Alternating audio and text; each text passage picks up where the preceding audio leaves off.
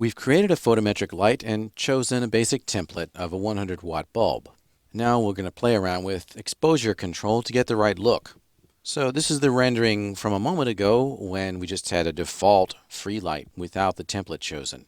So let's see what happens when we render this now with a 100-watt bulb. So you see it's much more orange and it's darker, and we've also got a pretty strong hotspot here. Part of the reason for that hotspot is that we don't have any shadows currently yet in the rendering. So next we're going to look at Mental Ray's photographic exposure control. And this is pretty exciting because it works just like a real camera, and we get the ability to fine-tune the look of our rendering. So we can go to the rendering menu, exposure control. That's one way of getting at it. There's also a button conveniently located on the rendered frame window, so you can get at environment and effects, exposure control quickly and easily. So you'll see MR photographic exposure control is selected and active. And this happened when we first created the free light. Remember, we were prompted and asked, do you want to enable MR photographic exposure control? And the answer we gave was yes. Just to point out to you, in this dialog, there are a bunch of other types of exposure control.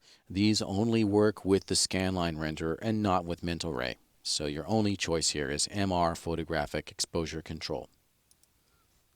Scrolling down a little bit, there are some presets in here that you can maybe play around with and see what they do. We have physically based lighting, indoor and outdoor, daytime and nighttime. So for example, if I select physically based lighting indoor nighttime, I'll get one set of settings.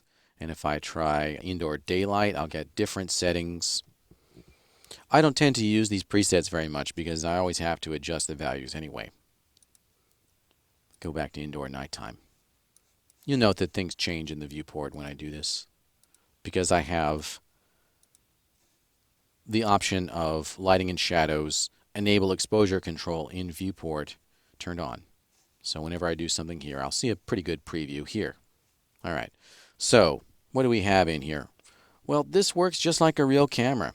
And we have to set all these settings just like we would with a real camera. And that includes color. So we've got some basic sections here, and we're going to look at each one of these in detail.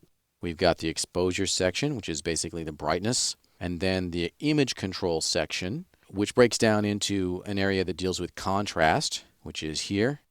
And then another area that deals with color, which is here. So it's all right here at our fingertips, and next we're going to take a look at exposure control for brightness and contrast with exposure value.